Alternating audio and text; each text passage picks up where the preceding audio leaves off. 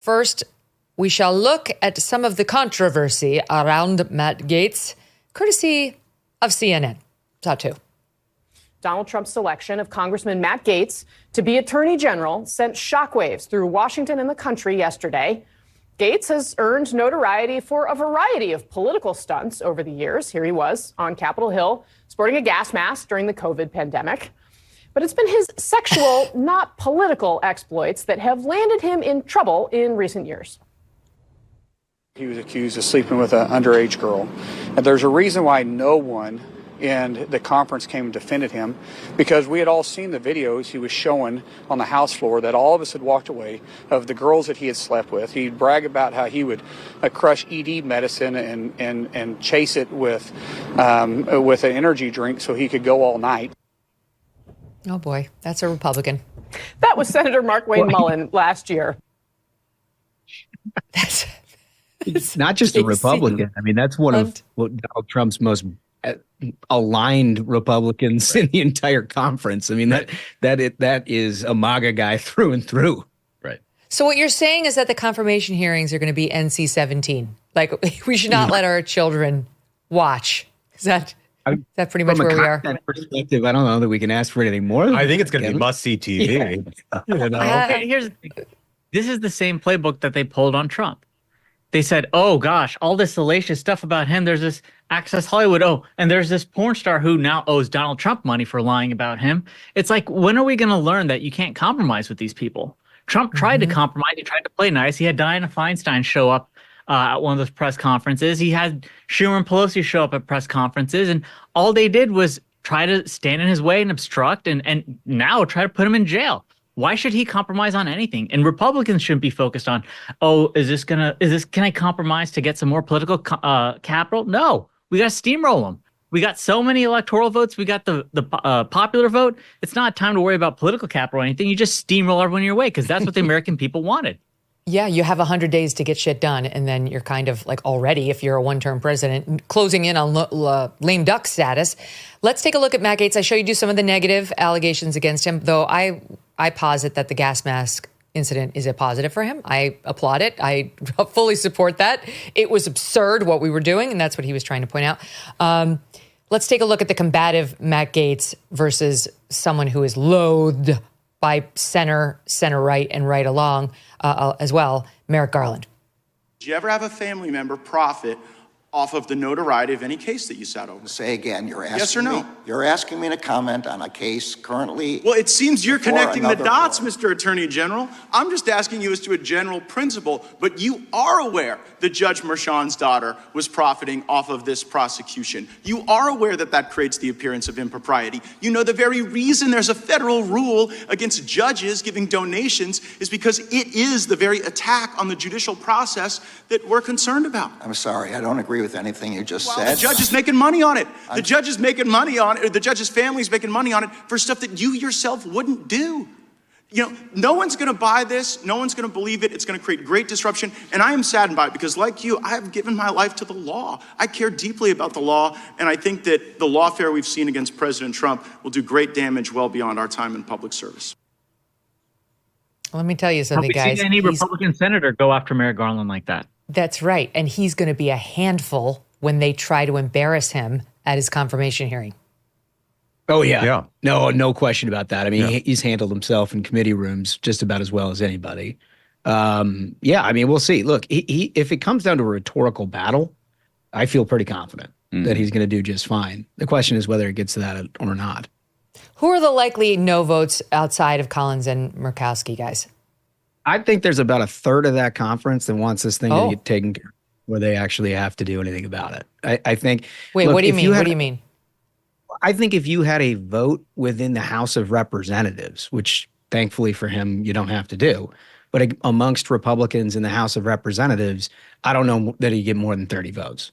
Like, I think this is somebody who it's not an unknown quantity. You know, we're talking about the Matt Gaetz as though, you know, he's just sort of showed up and he's President Trump's pick. He is that. But he's also spent the last 6-7 years around a whole bunch of people who now determine his fate. And that is not an irrelevant piece of this puzzle. I mean, if you have Mark Wayne Mullen, of all people, expressing deep concern about his character, that bleeds over into a whole bunch of people. And again, they're not going to be worried, Josh, about crossing Trump.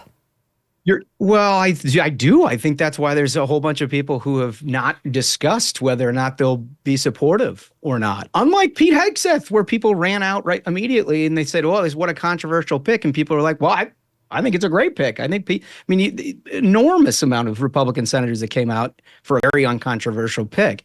And I do not, just once again, I don't want to conflate two things. There is nobody in the Republican conference in the Senate who thinks you ought to have a Merrick Garland-led DOJ, or that what the FBI did was great, or that the lawfare against President Trump and his allies is fair game. Like, nobody thinks that. Everyone thinks that this place needs an incredible amount of work. The question is whether this is the guy who is not only most capable of doing it, but could do it at all. And that, as I think, is what's going to be litigated. Now, there's a chance he could get confirmed here, but he's got a lot of work to do, is my only point. And what I would consider for a lot of these Republican senators, especially the ones who voted to confirm Merrick Garland, is how about you rethink your thinking on what you would support for an attorney general? Were you wrong in the past? Maybe you should go with Trump.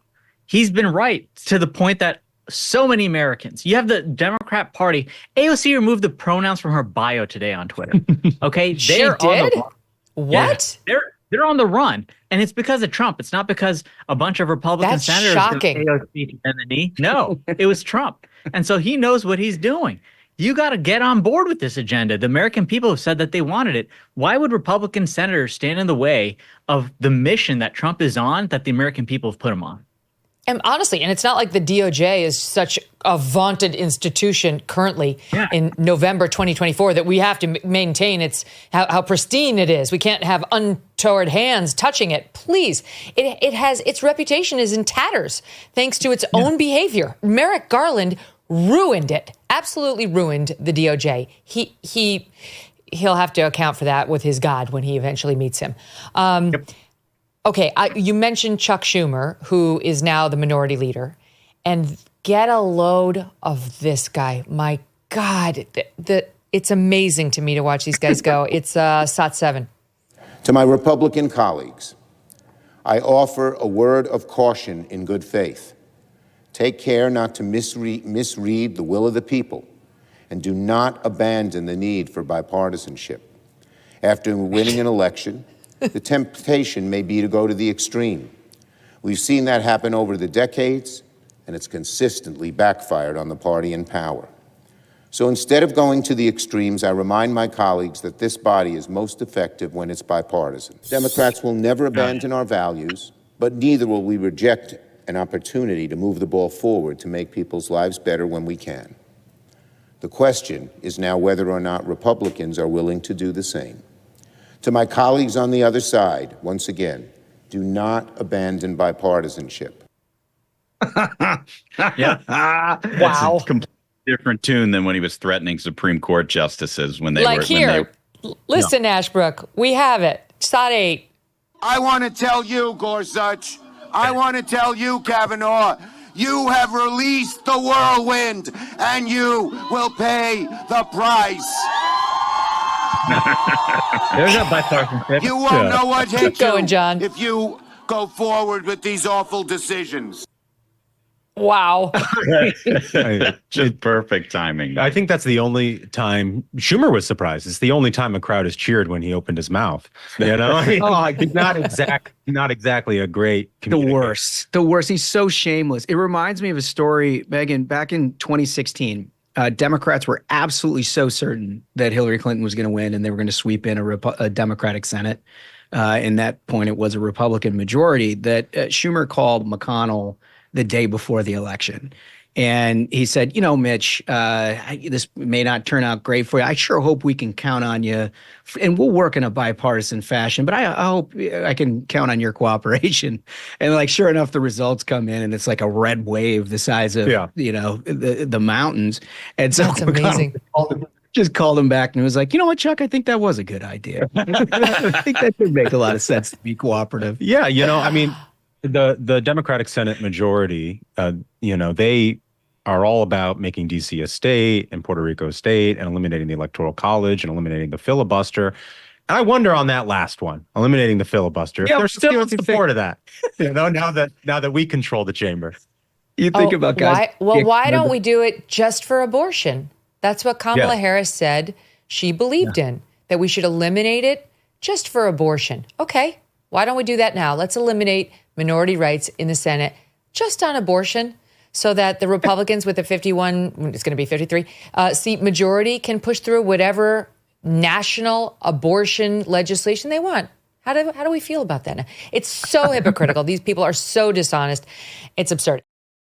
4 years of crushing interest rates, runaway inflation, and reckless government spending. And who is paying the price? You are. You might have bills stacking up, debt collectors on your back. You might barely be able to keep food on the table.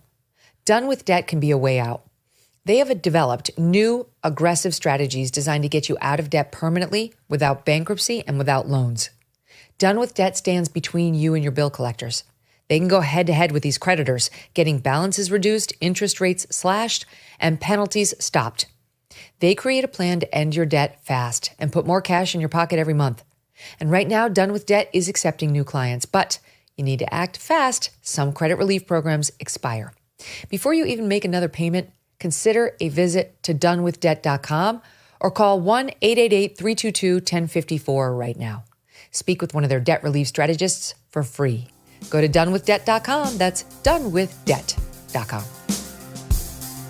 Thanks so much for watching. If you like what you just saw, hit the subscribe button for more clips and full episodes.